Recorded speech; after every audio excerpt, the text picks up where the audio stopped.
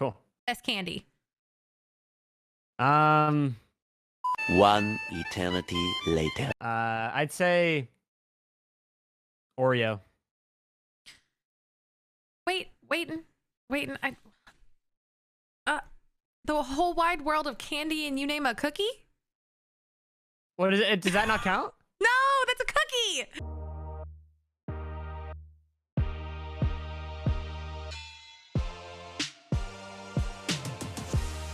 So my name is Wayton. I make Rocket League videos, kind of half and half between tutorials and creative content on YouTube.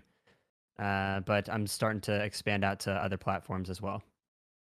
Awesome. Okay, we're gonna speed run some questions here and just answer them, as quickly and as honestly as you can.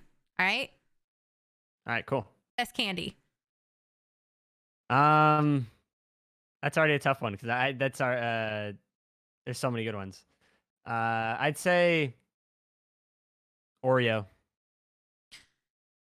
Waiting. The whole wide world of candy and you name a cookie? What is it? Does that not count? No, that's a cookie. What? Okay, well I consider. I mean, they're all the same field. Oh no. Fine. No. Okay, I'll say fine. Butterfinger. Okay, Butterfingers are great. Oh, sir. That counts as candy, right? Yes, Butterfingers are great, but Oreo is literally like branded Milk's favorite cookie. Okay, whatever. Fine. But Butterfinger then is. Are He's you handing happy? out chocolate chip cookies on Halloween. All right, favorite sport. That's not an e-sport. Baseball. Favorite team. I don't really. I mean, growing up, it was always the Red Sox. Okay, that's fair.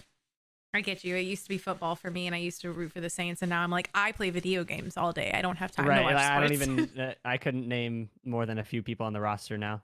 Okay, well then, switching over to our comfort zone of the internet. Who is your favorite YouTuber that's not a Rocket League YouTuber?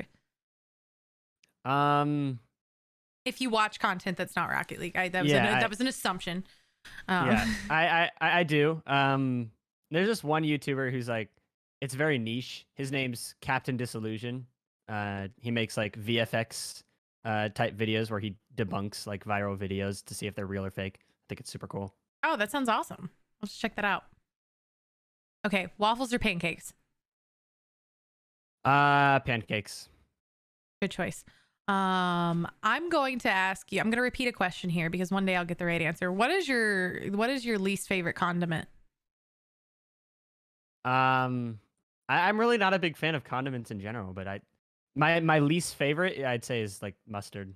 God damn it. One day somebody will answer it. One day somebody will go ketchup and I'll just be like, yeah, you're my best friend for the rest of my life. How dare you? Anyways, okay. Switching kind of to more personal questions about what you do. You are a really awesome Rocket League YouTuber and content creator. But if you had to create content on a platform that isn't YouTube for 1 month, suddenly just woke up tomorrow and you were like, you have to pick right now. You have to create content on a platform that isn't YouTube for the rest of, or for all of February. What platform would you pick? Twitch, for sure. Good answer. Why? Why would you pick Twitch? Because there's something about it that allows you to get like a more personal connection with your community.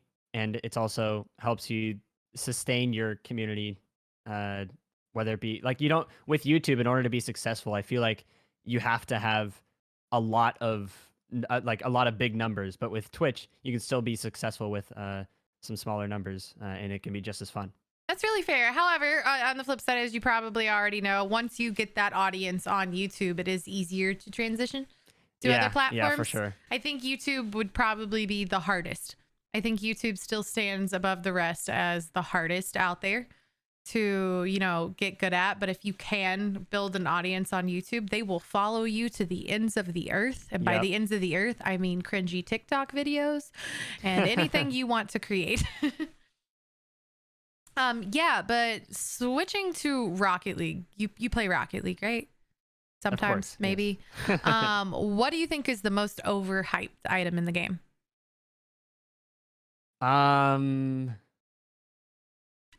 That's a tough one. I really did. Can I say all of them? I rarely ever if you change give a items on my reason. car. If you give a reason, then yes. Because items don't matter. For me personally, I pick a car, I like it, and then it doesn't really get old. It's not going to suddenly become less cool. Nothing about the car is changing, so I'll pick a design and then I'll stick with it. You woke up today and chose honesty, and some people really aren't gonna like it, but I agree with you. Sorry. I agree with you. I agree with you. But switching to things that do matter, unlike, you know, the cosmetic items that we put on the video game that we play from our computers or our consoles, what mechanic would you want to master and just be the best at? If you could pick a mechanic right now to just like devote all your time to and just master that one mechanic, what would it be and why? Shooting. Because it's just, I know it's broad, but it's broad on purpose because it's the most useful mechanic in my opinion. Because you're gonna be shooting in every single game multiple times. So Striker training, strength and accuracy by Vince. Literally the best shooting training pack ever. Just on target, on point, everything that it could ever be. All right. So I had a question planned, but I don't know how you're going to react after the cosmetic question. But what are your top 3 favorite maps to play on? Oh, okay. I actually do have a preference on that. Yes. Because I specifically record, when I'm like recording cinematics or something, I'll specifically avoid certain maps because I think they're ugly. Top 3 Wrong.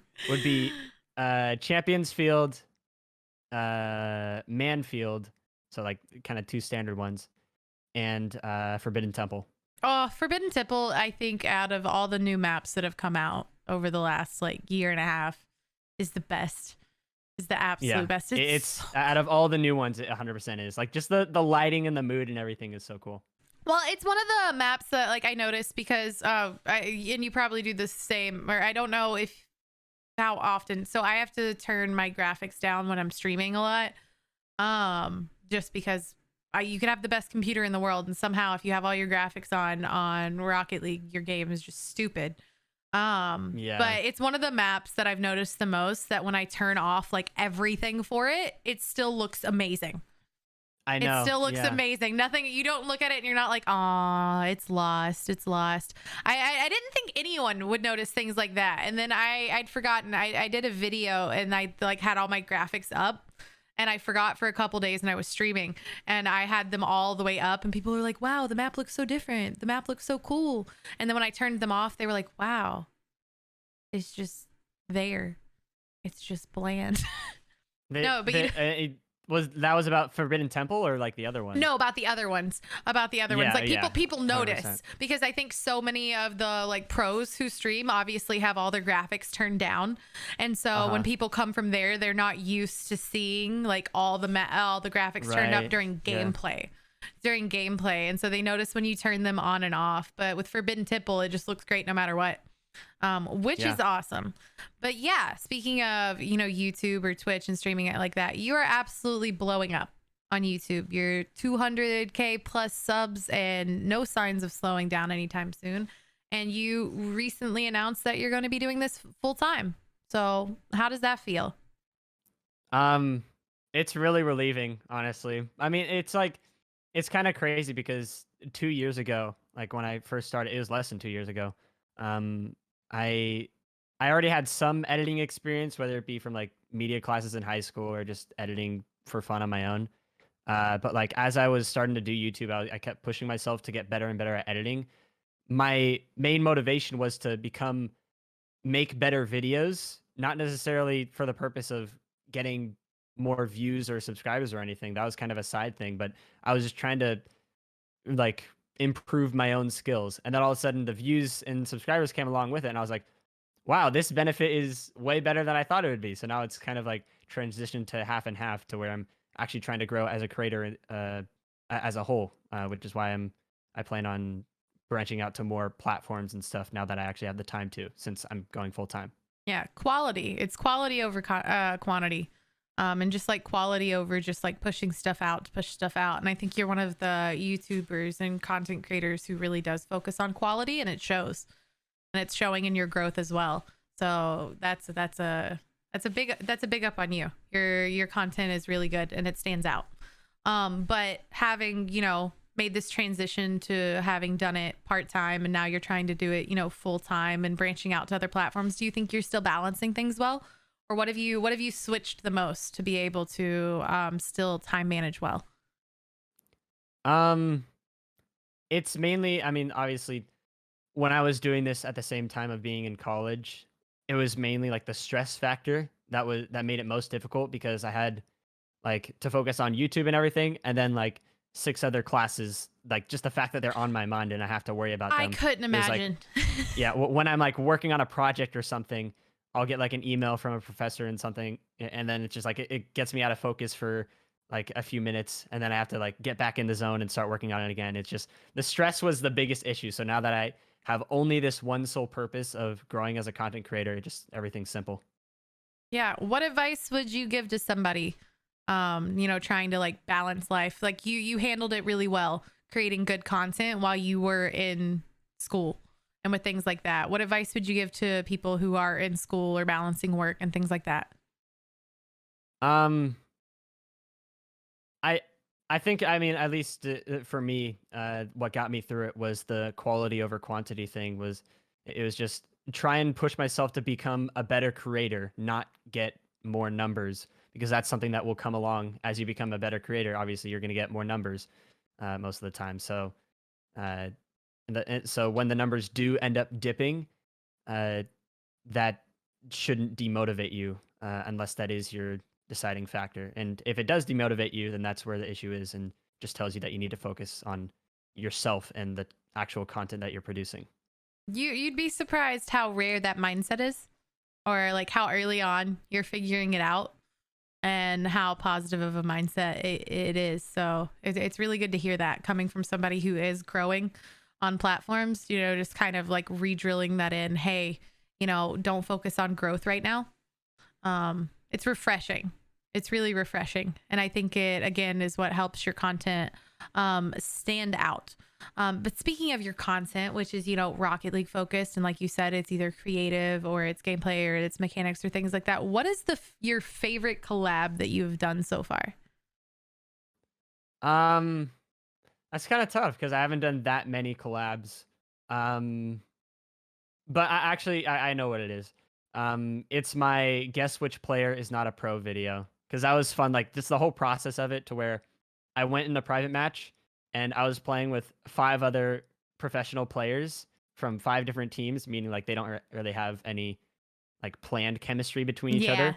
So it was all me trying to fit in naturally, and then like the comms and everything were fun. I didn't put any comms of the in the video because it just wouldn't make sense to. Oh God, leak them.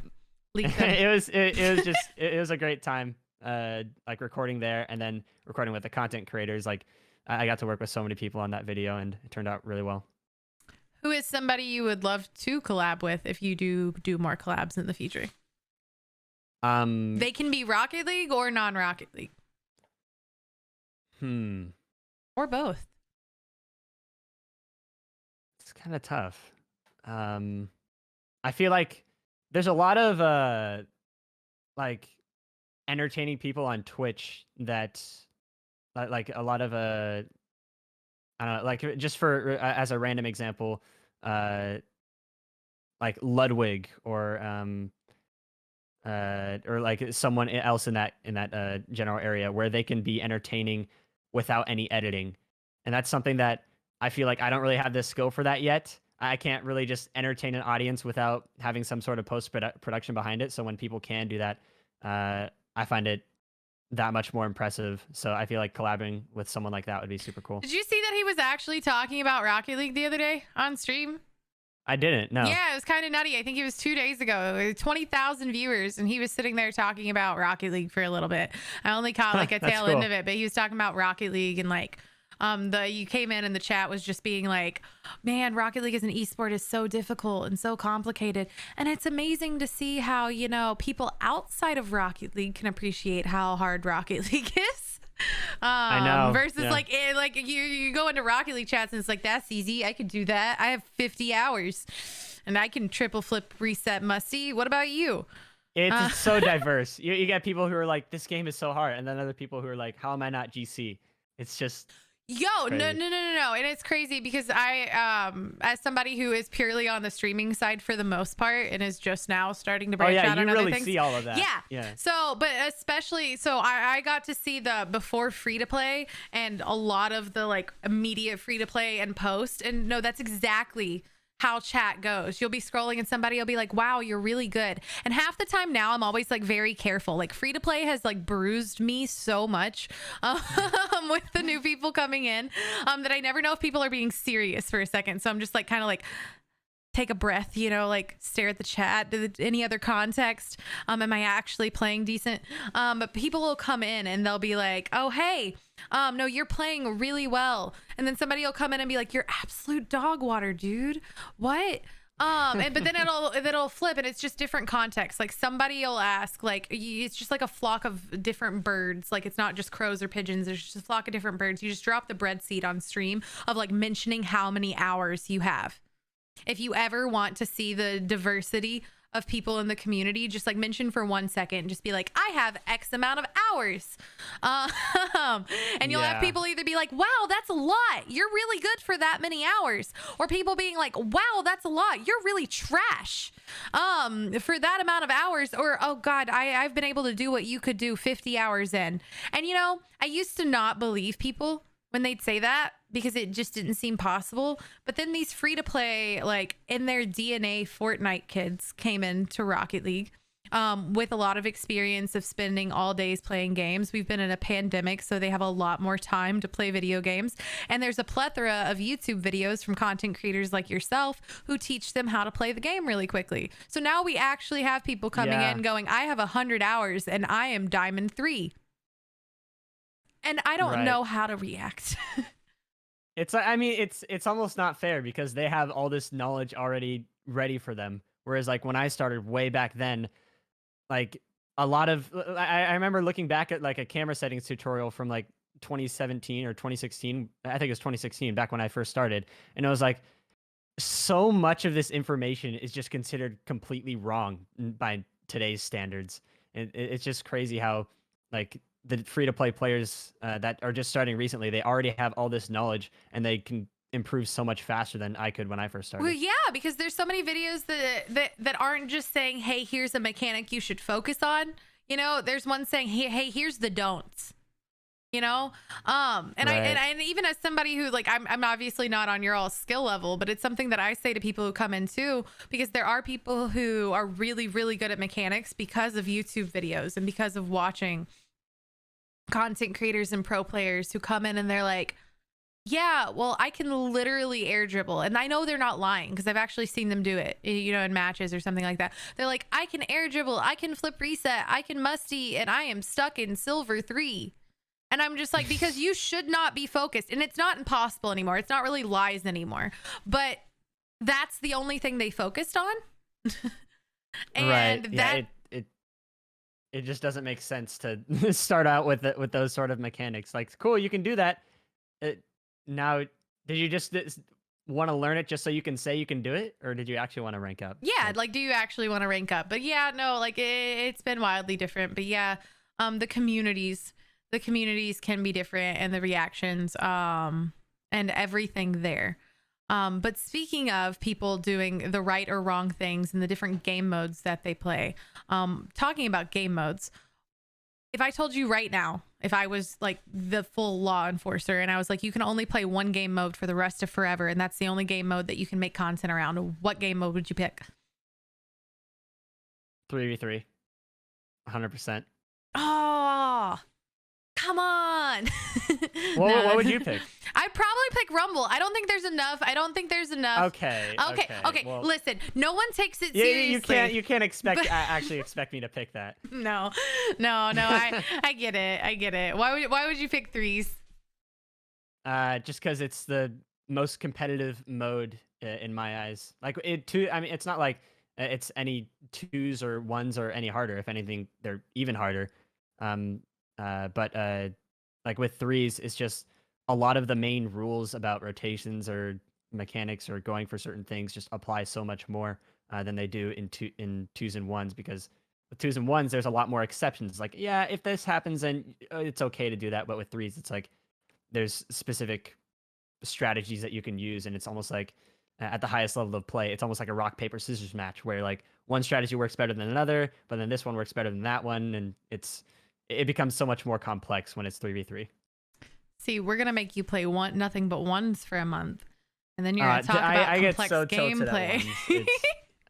My heart always just pounds so fast when I play it. No, it's a big thing because I obviously like Ranny got me more into 1s and things like that. But I think that was my biggest thing when I switched to 1s was just like, for whatever reason, my hands would just start trembling if it was ranked.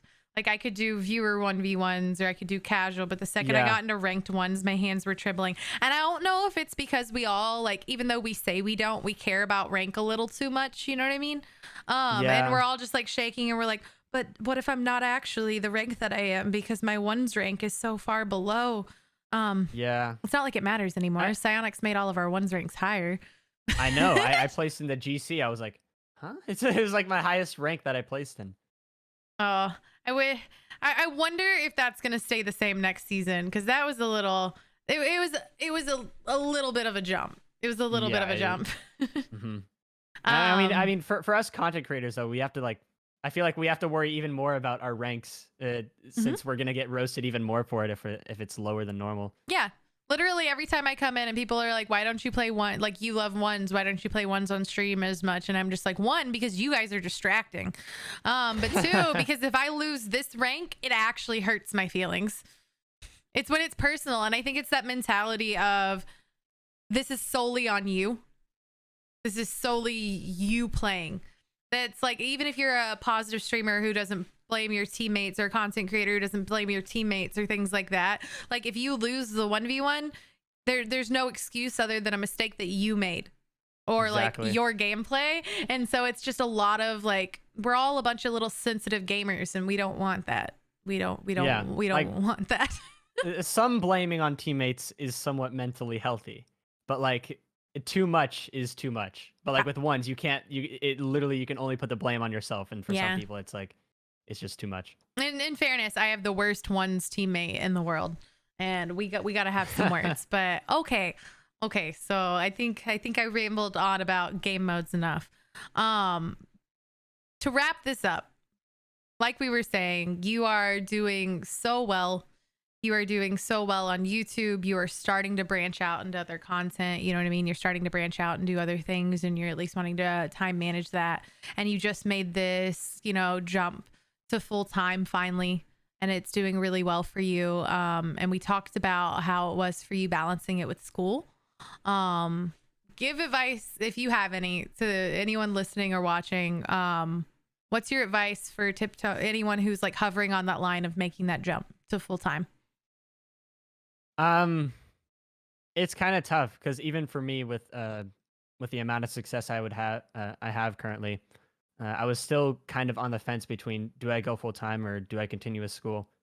And it's hard to say, like, if you're on the fence, you should do it, or if you're on the fence, you shouldn't do it, because it really does depend on this specific situation. But as far as the advice that I could give, it's like, if you want to go full time, try and make that the easiest decision possible for you. If you're on the fence, work even harder so that you're not on the fence about it, and that it's going to be simple so that you can you're going to be that much more comfortable when you do go full time. That's what I got to say about that.